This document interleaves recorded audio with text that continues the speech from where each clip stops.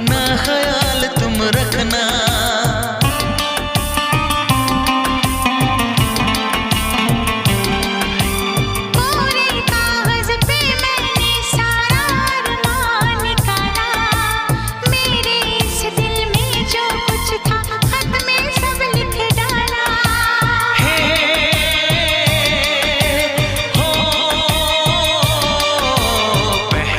पहली बार शरारत की है,